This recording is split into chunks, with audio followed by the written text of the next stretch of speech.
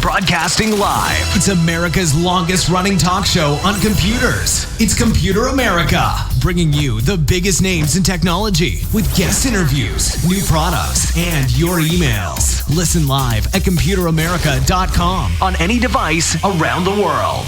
Email the show at live@computeramerica.com or find us on social media.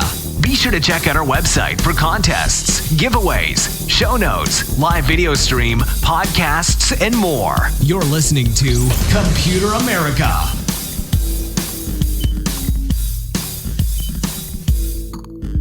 Hello and welcome into the Computer America Show. We are the nation's longest running and nationally syndicated radio talk show on computers and technology. Thank you for joining us. I'm your host, Ben Crossman, and everyone out there, I hope that you're doing really well. I hope that you're having a fun day. It's relaxing. You're good to go. I guess also I should probably point out at the top of the show, happy Juneteenth to everyone. That is now a day that we are recognizing. I'll admit that this is the first year I've even heard of Juneteenth, but I guess different portions of the population here in the U.S. have been celebrating that for close to, what is it, like 150 years or something like that? 159 years. It's, it's, and actually I think I have it right. Yeah, 155 years. That is the correct amount of time.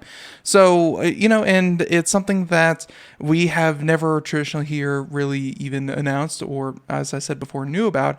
But hey, there's been a lot of, there's been a lot of progress, a lot of effort to really gain awareness for, dates and events such as these. So, hey, we are more than happy to contribute in our own little way, and that is just to say, hey, it exists. And, hopefully in the coming years, this is something that's, it's not something that people have to really strive to kind of get out there. It's just another part of our heritage that we can, kind of point to and say, hey, this is an event that happened today. So there we go, everyone. And as I said before, it's a Friday edition of the show. We have a great one planned for you.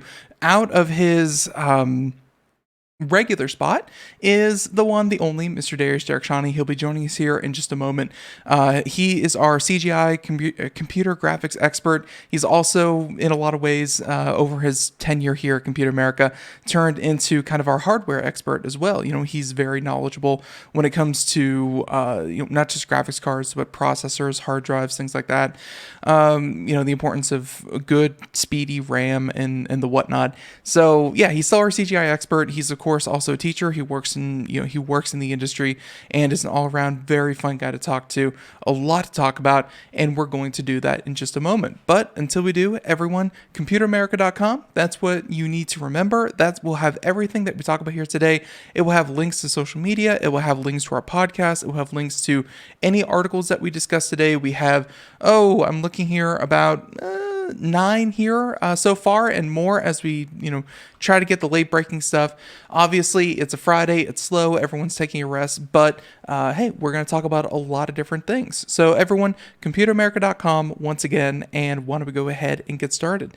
So as I said before, Darius Derakhshani joins us here every single month to talk about the latest when it comes to computer graphics, design, art, and, just the advancements that happen every single day in the computer space. And I'm really happy that he could join us, and let's go ahead and bring him on. Darius, I hope that you're ready. I'm going to go ahead and bring you on. Darius, welcome back onto Computer America. How you doing? I'm doing great. Thanks for having me. It's always a pleasure to be here. Our pleasure. Hope you're doing well. I'm doing, I actually am doing really well. Everything's going well. How are you doing? Yeah, good, good. School is finally, ramped down, and we're just in the midst of figuring out what we're all going to do in this coming fall, and then Yeah, studios are starting to shoot I, again. So yeah, I got to say that, and just a couple of things, just some banter before we get started here. I got to say that most of the universities in North Carolina and Florida, where my friends go, and things like that, a lot of places are saying that there just won't be a campus to return. Well, there will be a campus, but students will not be returning to campus for at least one more year while the coronavirus thing continues to play out. yeah, I've been hearing any sort of range of answers to this very strange, very absurd sort of situation we find ourselves in. So it remains to be seen what's going to happen. Things seem to shift. I think we're all walking on shifting sands right now, Yeah. so we have to play it week by week at best. So, uh, but I know everybody, all my colleagues, everybody's really hard at work to come up with contingencies and plans. So, if you are a student, you should be aware that your school is undoubtedly doing everything it can to make sure the continuity of your education doesn't get broken. That is super important. Just even having a single year off, just completely disrupting, a 4 year education can be very, very hard to Absolutely. kind of pick back up and continue on with. So there's that. And then the other part of it was, the industry that you work in, something that I heard through, I think it was like NPR or something like that. But, so many different forms of entertainment, either collaboration for yeah, and so many different collaborations for music, traditional movies. You have television shows, things like that. I think that most of the daytime talk shows or nighttime talk shows, for instance, they're still shooting from their broom closet. It's very hard to get everyone into a studio, but I have heard that when it comes to animation and voiceover work, voice acting, things like that, that's actually an industry that has been seeing a lot of activity because I think it was Sony, obviously with PlayStation and the new release and a lot of their games, they invested heavily in everyone's home work environment. And being able to collaborate online, I know that's something that you do, quite often. Obviously, you Hmm. also, take content filled hard drives down to places and things like that. But Absolutely. the animation, the voiceover industries, the video game development industries, they haven't been hit as hard as other sectors. I've heard. Yeah, yeah, no, I agree to some point for sure. Unfortunately, a lot of the mechanism of the industry that feeds into that shooting, production and development of films and TV shows, all of those, if not most, if not all of those, have ground to a halt, and things are starting to pick back up. I believe there's some shooting happening in Georgia. Hmm.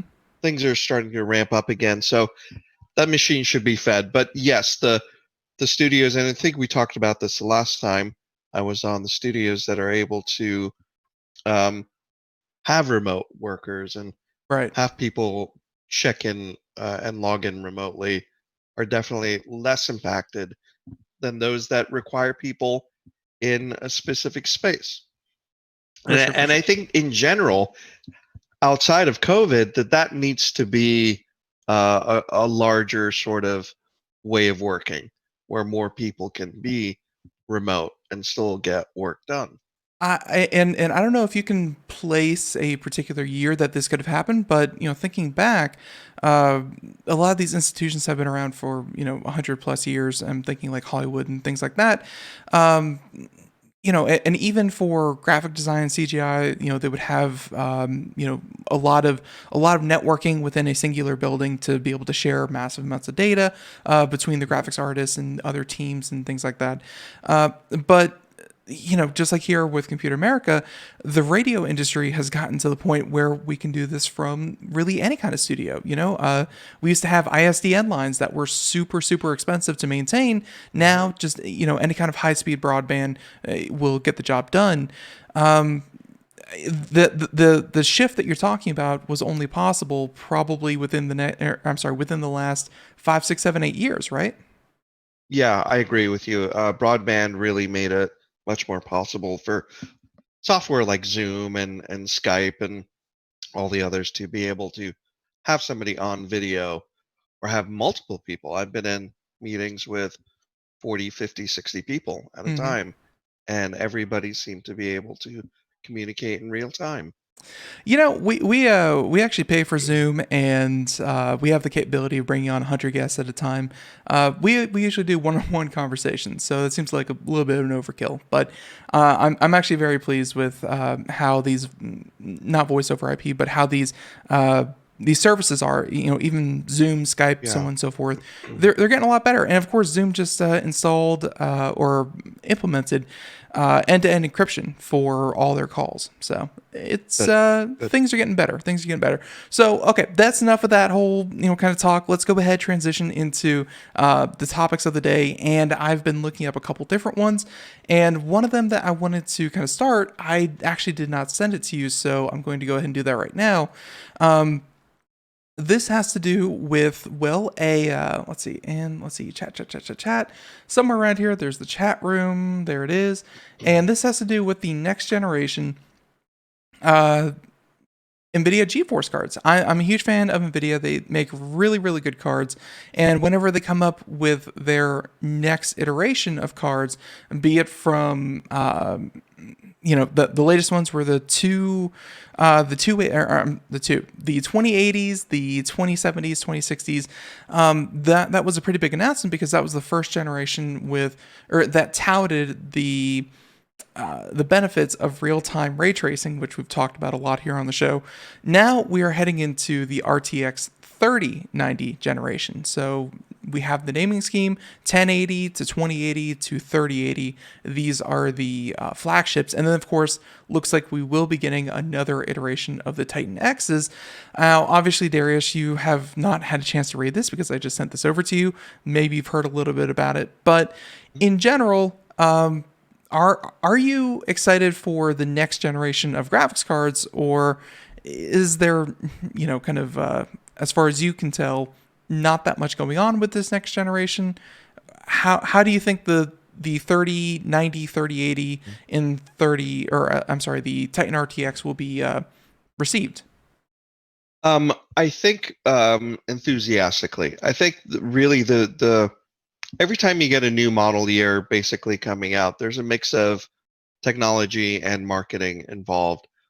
But whenever there's a big technology shift, like in the size of the die, that's when there's a bigger leap in the performance that you're going to net.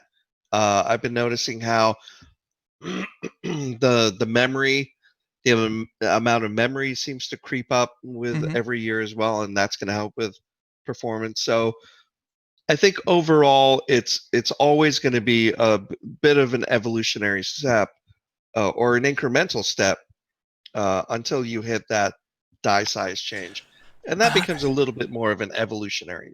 For sure. The only thing that I noticed here, and I didn't highlight it because I just noticed it, but this generation you had your 2080s, and of course if you want to go a step above that, 2080 Ti was something that you could upgrade to.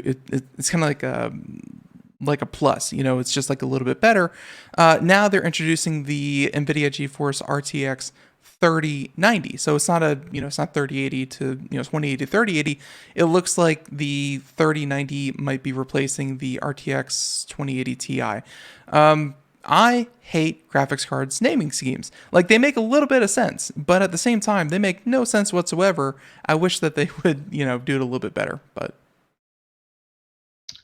Yeah. In this case, we're talking about the Ampere mhm. chipset, moving up to that. So there's going to be a fair amount of performance I haven't between each of heard these too generations. much, and sorry to cut you off there, but I haven't heard too much about Ampere and what it's actually been promising.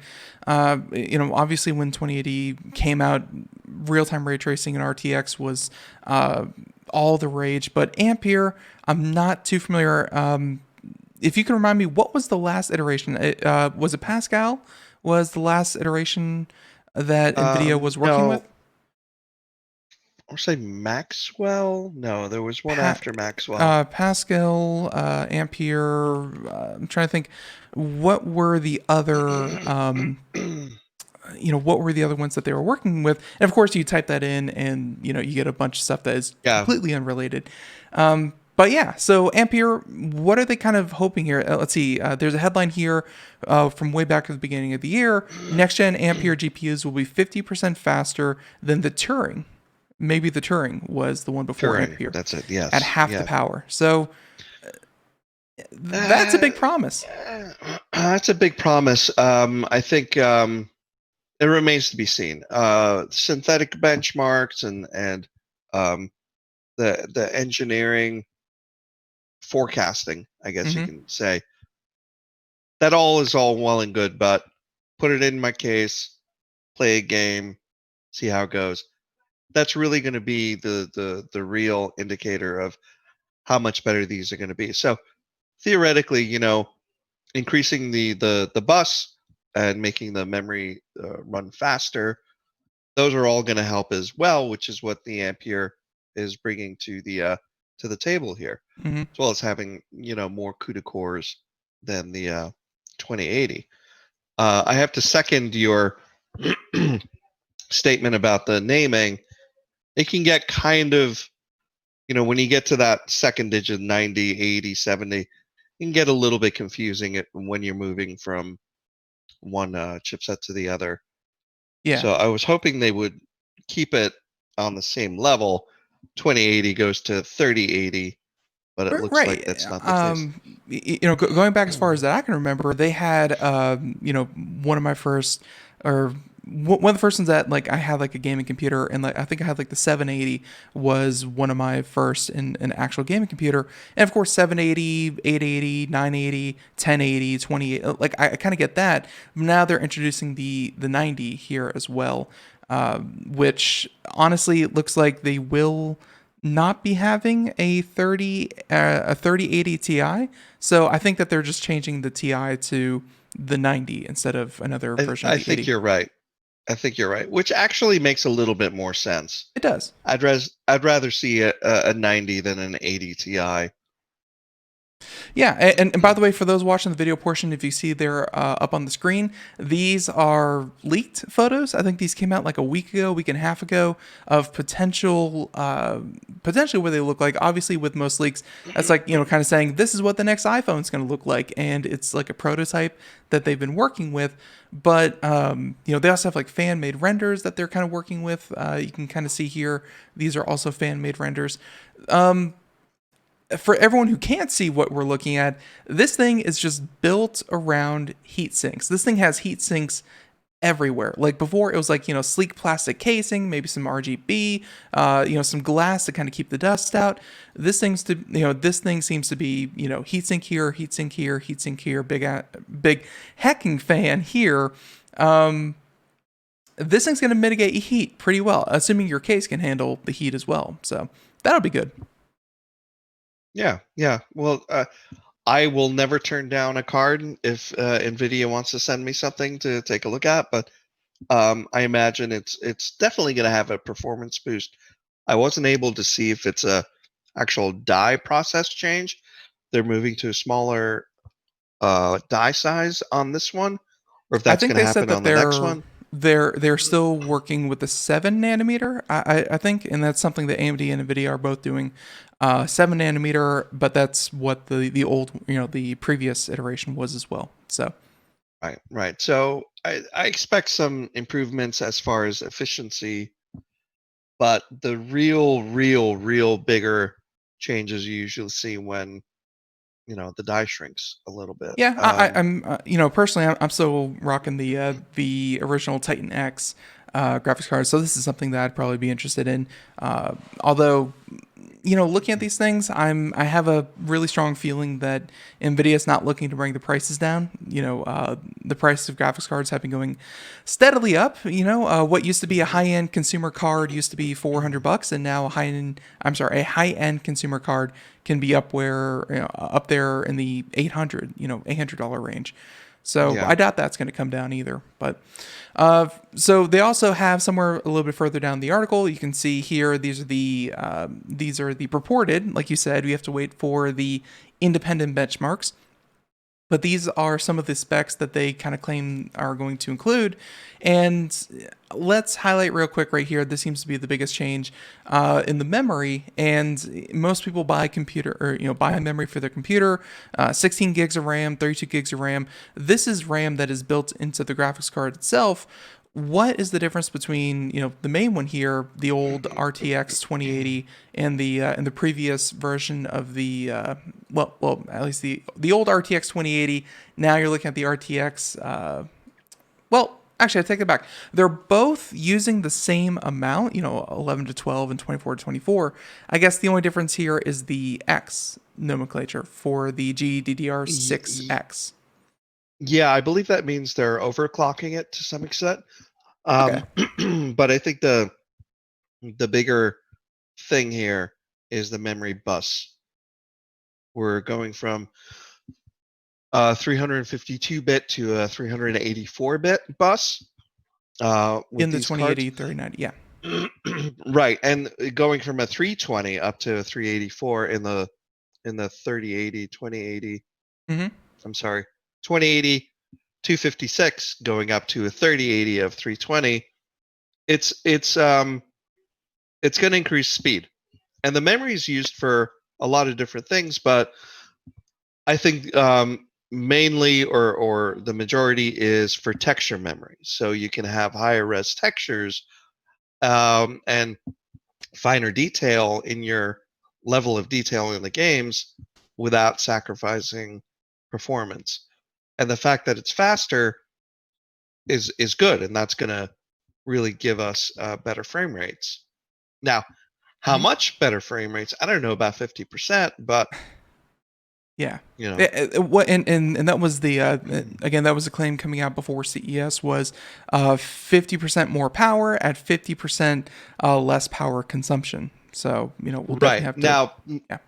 that power doesn't necessarily mean power in your machine. It means the amount of juice that's flowing through the card without melting it down. Mm-hmm. That does mean better performance, but when you read that, you should not think that your games are going to go from 60 FPS at 50% up to 90 FPS. Mm-hmm. That's not going to happen.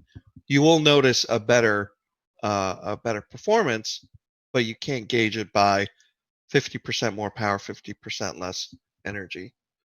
Yeah, and reading further into this, and by the way, the reason that we were having trouble naming the previous iteration was because that's 2 generations back now. Like you said, it's still the same Ampere, same die size, same everything else. This seems to be the if everything holds true, this is kind of like the 1 year they have the new iteration of cards, and then the next year they kind of refine the process, get some more performance increase out of a better production, kind of supply, whatever. And then maybe next year you'll see, like you were hoping, an actual different kind of chip architecture, maybe even a die shrinking, that kind of thing. So this is something that, if they held off the previous generation, they can kind of dive in now and get benefits from all the improvements that they've made, all the small improvements that they've made over the past year. Yeah, Seems like it. They definitely will improve your performance. You just don't expect to be able to take over the world all of a sudden. Right. So there you go. And they're hoping, according to this article or another one, I think they're hoping to, actually another article, which I have right here, which I'll just kind of say, this came out about a day ago. Nvidia could start the next gen graphics card production in August. Hopefully that means within about, 3 months or so, that by the time this holiday season comes around, these things will be shipped in computers. I think it was AMD with Threadripper. They made that ridiculous deal with, it was like HP or one of the big, or Dell. It might have been Dell with Alienware. They were only shipping processors, their new Threadripper, with Dell computers. So if you wanted one, you had to buy a Dell computer to actually get one. I hope that that's not the case with Nvidia. These will be available to purchase here anytime soon in the holiday. So pretty cool. Always like to hear about the new generation, although the 3090, just seems like what is it with processors? 15% more every single year that we can expect. Nothing too mind-blowing, but definitely better. So yeah, it's progress. I mean, if you're on the current generation, I don't know if I would upgrade. If you're 1 or 2 generations behind, that's when I think you should consider. Yeah. If you're 3 or more, if you're still on the 7 series or the 8 series, yeah, you're gonna want a new card.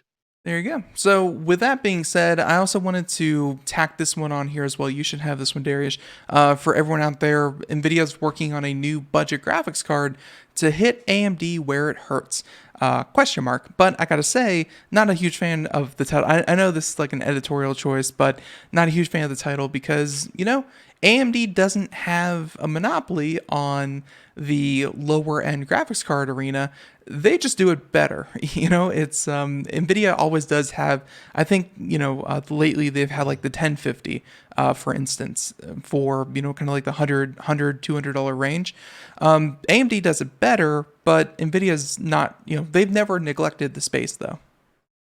No, they've always had a good offering all the way from entry level to super high professional level. Nvidia can do whatever it wants. It is True. very, very capable.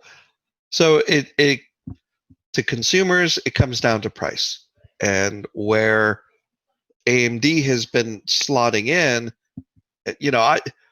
AMD was or ATI at that point was the first professional video card that I bought, and that was the Wildcat, I think it was called, so many years ago. So I've gone back and forth between AMD, but I've been an NVIDIA follower for half a dozen, if not more years. Has been the only card in my workstation because it hits the top end. But when I was coming into this, I had to be conscious of price to performance. And AMD has usually come out with a lower price for a better or slightly, the same or slightly better performance than the equivalent NVIDIA card. So I think it's a matter of finances and pricing and restructuring where their cards fit in the pocketbook. Yeah, and obviously, when it comes to processors, though, AMD has been putting out some processors that can rival some of the best Intel Big ones. time.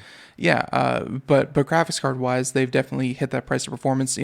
Just recently, since you've been on the show, I helped a friend build a computer, and we went with an AMD processor and graphics card for that one. It just made the most sense, price to performance wise. Although I gotta say, and this is more on the side of Dell, they had a story. They had a story about 2 months ago that completely went by my radar. And I guess they had a horrible tornado in like a Tennessee area, and it didn't hit it did hit a fulfillment center, but it actually hit the corporate offices that managed all of the fulfillment centers for like the Eastern United States.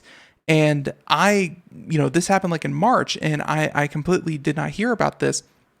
And then, she's still waiting for her computer, and turns out that the delays are still like 6 months out from that event. Wow. When she ordered it, it was going to be 6 weeks, and they just sent her a message saying, hey, it's going to be another at least 4 weeks before we could potentially get it to you. The delays, and of course, that's nothing to do with coronavirus. Coronavirus adds a whole nother level of delay to the whole thing as well. Yeah, right. That's been pretty crazy, and getting cards out there, that really doesn't have anything to do with here. I just got to say, last time I built a computer about a month ago, AMD was really the only way to go when it came to budget to performance. It's they've really been hitting it. Obviously, for Nvidia, looking at the article here, looks like they're looking to refresh the GTX 1650, I guess. So before they had like the 1050, and the 1650 was, I guess, they, everything with ray tracing, RTX, they did not promise that on the 1600 cards, but they were still a really good card for a really good price. It looks like that's where they're going to be refreshing. And to me doesn't make a whole lot of sense. Ray tracing is important, and I think if you're a gamer, within the next couple of years, ray tracing is going to be just ubiquitous in games. So you need a card that supports it. So yeah, and speaking of that, since you were last, since you were last on Darius, the PlayStation 5 was announced. I'm not sure if you caught the announcement and the trailers for the video games that are there, but one of the biggest selling points of a lot of the games and what they touted as the major improvement over the PS4 for the way a lot of their games looked, and Ratchet and Clank was, I really do think one of the best games to show it off, was ray tracing, and not just ray tracing. I noticed that a lot of the executives from PlayStation and the video game companies, I guess to make it easy for the consumer, they were like, ray tracing is a huge advancement. And I was like, ray tracing is a technology that's been around for, as we've talked here on the show, for a long time. Real-time ray tracing has been around for a long time. It's just now it can happen on consumer machines. My point is, ray tracing, you're saying is a huge advancement. Even the PlayStation 5, which we're going to talk about the specs that it has, is going to try to encourage its developers to utilize the technology, because the technology in the PS5 will have it. It's going to be up to, I guess, the developers to implement it as well and effectively. Yes. And the more hardware that's out there in people's homes that supports it, the more the developers will follow to fill that market. I mean, yeah, that's something that's, and sorry to cut you off real quick, but that's obviously one of the big pain points of virtual reality, is that, hey, VR hardware is hard to come by, and very, very few people have it. There's not a lot of demand for not a lot of supply. So that's right.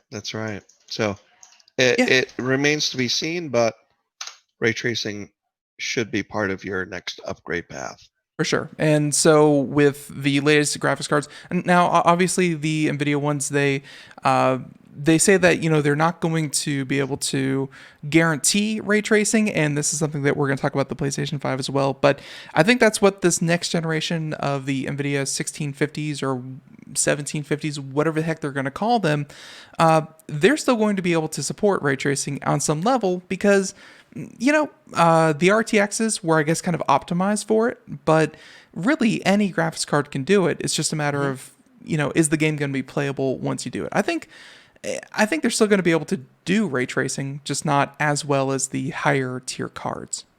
Yeah, I think it goes down to the coding, what the subsystem or the processor of the GPU can handle, if it's optimized for ray tracing code or not. I mean, you can ray trace right now on your CPU, no problem. It just won't be real time. So Right. The code's there. It's just, will the chip be efficient at running it? And it has to run it at 60 frames a second, really, at a minimum. So there's the problem. And now let's go ahead and transition into the PlayStation 5. I want your initial reaction to where I think a lot of people felt PlayStation went wrong, and they had this big event, they had the big reveal, they had people on stage, obviously in a fully online kind of event, but to make sure that everything worked, they were revealing gameplay trailers with the technology.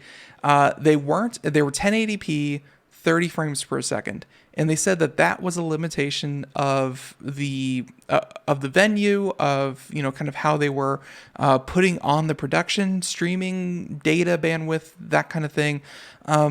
Everyone had put out 1080p 30 FPS trailers of their games. But of course, the PlayStation 5, they're boasting that they can do 4K 60 frames per second with ray tracing on. Before we get into is this even possible with the hardware, we're going to talk about the hardware. From a debut standpoint, Darius, what maybe that's what they had to do. Was that a good idea to do that? Show off an inferior product for something that you're supposed to be like, hey, look at these better graphics, but not these. These are just kind of okay graphics, but it'll be there. Trust us. You've got to fit into the limitations of your presentation. I can't speak to whether that was a good idea or not, but I can certainly say, looking at the specs of the PS5, it's a middling PC at best, right? It's something that we've got. It is. Yeah. Something we, PC gamers have had. Now for $500, yeah, that's really good, and I appreciate that. But 4K, real-time ray tracing, 60 frames a second, I don't know if these specs can hit that. So it comes down to the efficiency and compression, for lack of a better word, of the coding and how the game is being tunneled through that system at that speed. You've got to wonder, what are you losing for that frame rate? And everybody, screaming about 4K. Like, if you go on Netflix, for example, watching an HD version or 4K version, the 4K is really, really compressed, and you lose some color information. So resolution isn't necessarily the king of all these stats. Right. So there's a lot of things under the working under the hood here. So I mean, if they say it, they have to do it. So I don't know. No, they don't. That's not. That's something that Xbox and PlayStation have done for a while now. Is that they can promise X, Y, Z, and then really.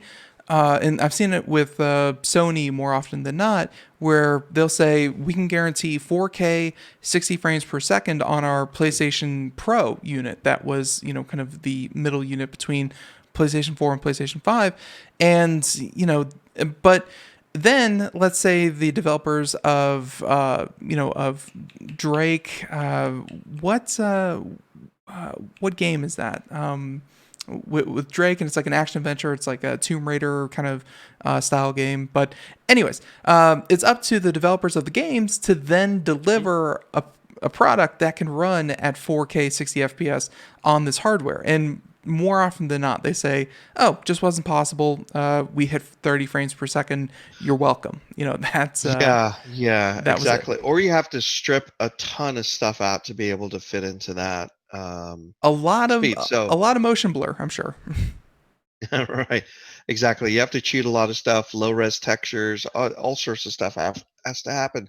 So you're right. I mean, Sony can say it, but I think they're saying it with air quotes. There's a lot that has to be. That's what they're shooting for. Whether and by the way, for people looking at the video, if you can't read it there, just so you know, there's let's see. So CPU for the PlayStation. All this is for the PlayStation 5.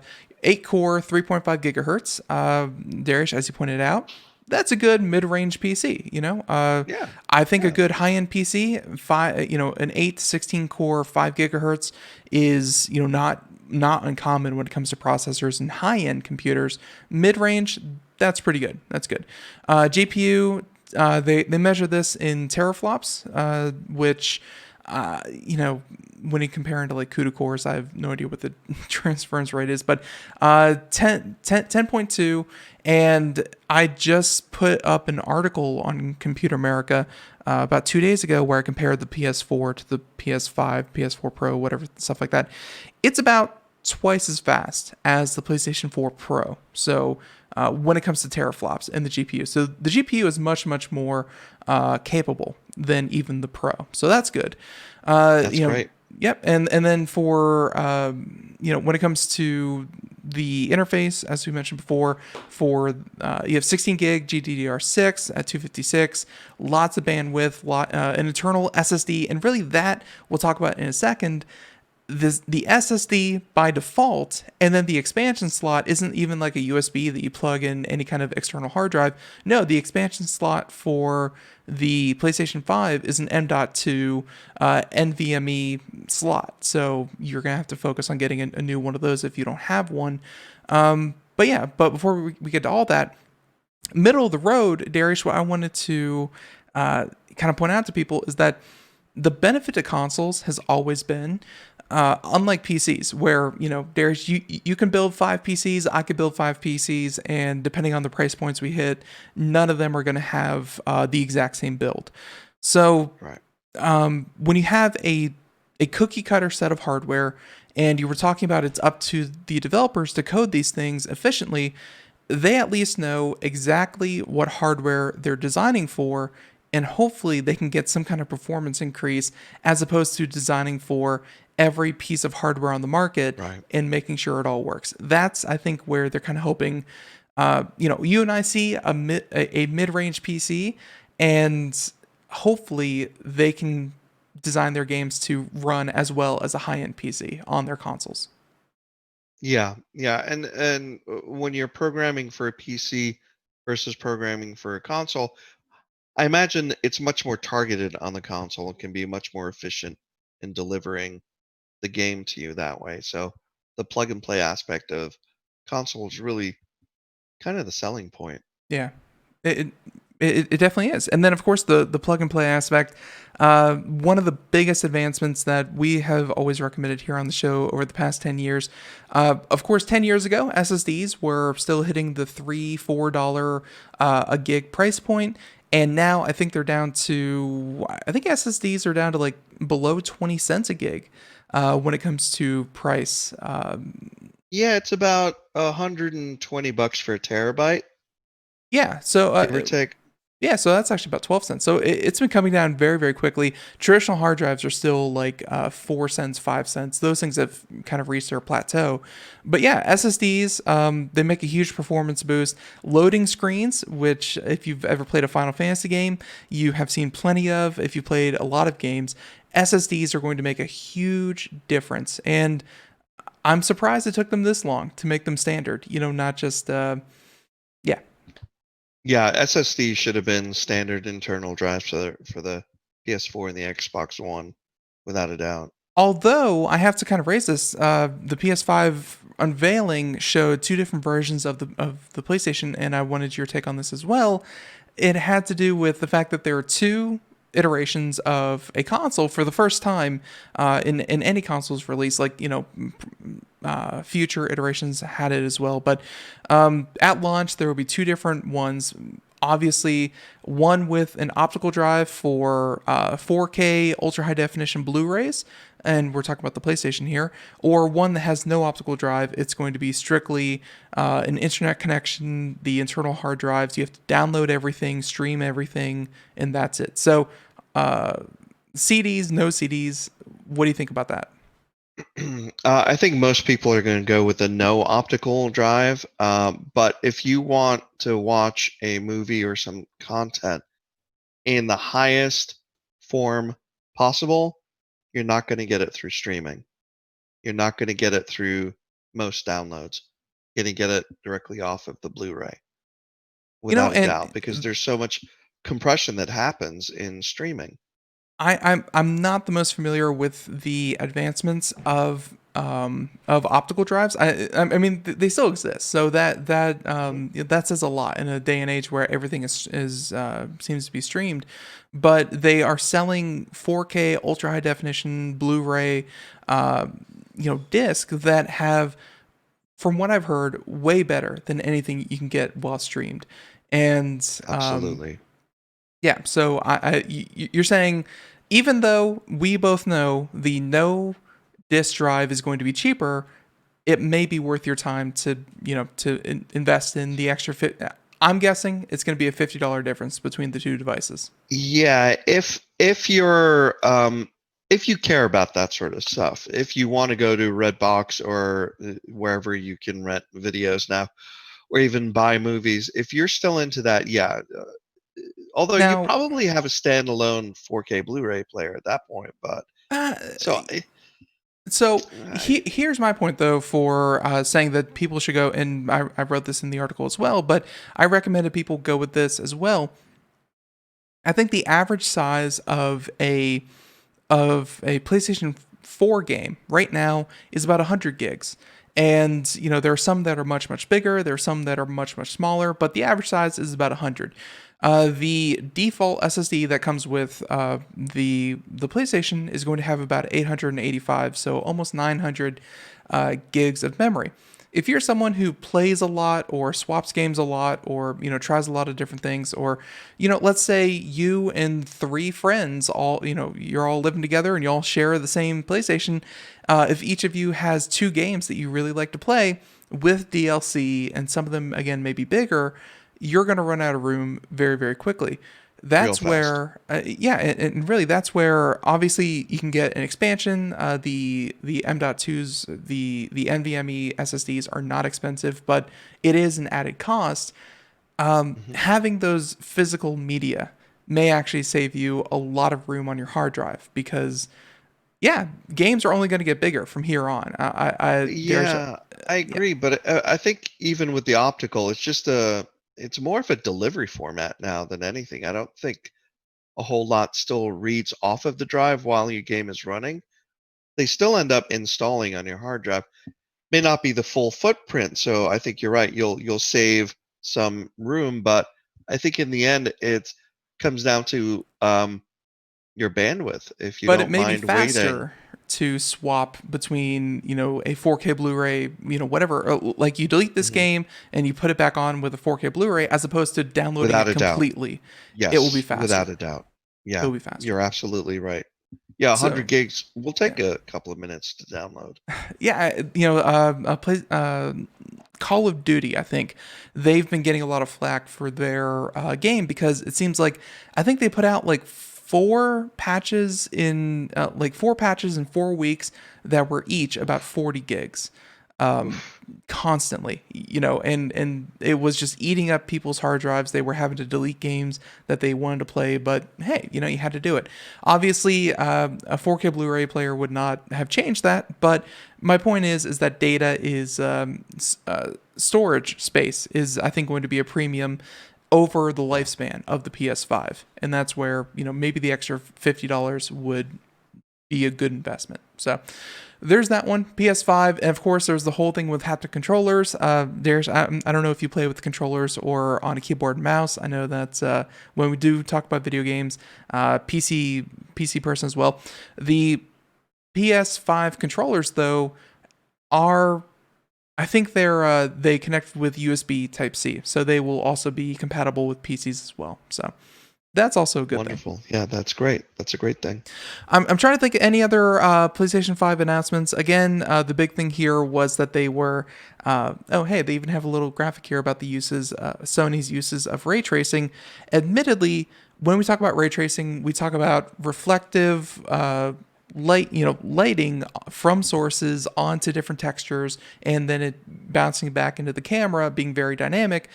They have different uses of ray tracing here. Everything from audio, which I guess audio ray tracing is something I'd never really considered. Global illumination, shadow, reflection, full ray tracing, that kind of thing. They tout they're going to have it all. Right? But to what extent and what do you lose to get it? What are they may say you'll have all of those, but it has to be a tiny, simple Tetris game. And, Rainbow Six will never run like that There you go. at a good frame rate. For sure. And then the last one, I'm not sure how much you care. Darius, every time you're on, we talk about color accuracy. We talk about, fidelity and all this kind of stuff. I don't know how much of an audio file you tend to be, but they also say Tempest 3D audio is going to be the first time 3D audio is implemented into a console. So That's great. That's yeah. great. I use this headset when I'm playing Rainbow Six, and positional audio is a really Mhm. good help. It's almost cheating if you have a really good sound system. It's almost cheating because I remember the old Black Ops 2. If you had a really good headset, you could hear people walking across the map, and you could pinpoint exactly where they were. It was almost cheating. So on top of that, there's of course all the different games and trailers, and they say that a lot of the games will be developed with Unreal Engine 5. We showed the real time demo of the Unreal Engine 5 last time you were on the show. That was with the character going through the temple, everything collapsing, and because she touched something she wasn't supposed to, and it was it all looked really good. I'm really excited. PlayStation 5. I think game wise, I'm more hyped for the PlayStation 5. Hardware wise, I think the Xbox One is pretty darn good as well. So next generation consoles are going to be good. I really do think so. Yeah, they are. They are. I'm sure we'll have a PS5 in this household For at sure, some for point. sure. And hey, I hear it will also be a 4K Blu-ray player as well.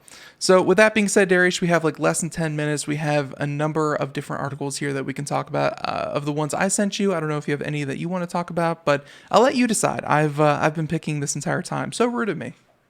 Well, I love your suggestions. I love your train of thought. I'd love to visit the Apple Intel breakup for a moment. Yeah. Um, I'm not sure. Well, I can imagine Apple is doing this for financial reasons. I think this will be more cost effective for them to produce their own chips. This is what Um, happens when you have a billion. No, no, a billion. Wow, what small change I'm talking about. This is what happens when you have $1 trillion in cash, and your boss says, "How do we save some money?" And you say, "You know what? We can design our own processors." That's what yep. happens. You're cash flush. I have never met a rich person, and I've met a few, like billionaire type people Hmm. that aren't cheap as hell. Yeah, of Like course. like renting the cheapest car out of the airport when your pocket change could buy you a Maserati right then.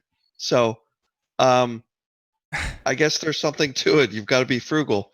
Um, so there might be a lot of considerations. I certainly don't know. This is all conjecture. I don't know much about this, but I was very happy to know that Intel was going on the Intel chipset because I really wanted to run Windows Hmm. on a Mac and really see how it goes. And I honestly, selfishly wanted to see the blue screen of death on a Mac Pro. And I've seen it, and it's beautiful. Um, so I don't know what this means in terms of their dovetailing with the rest of the PC world now that they're going back to proprietary chip.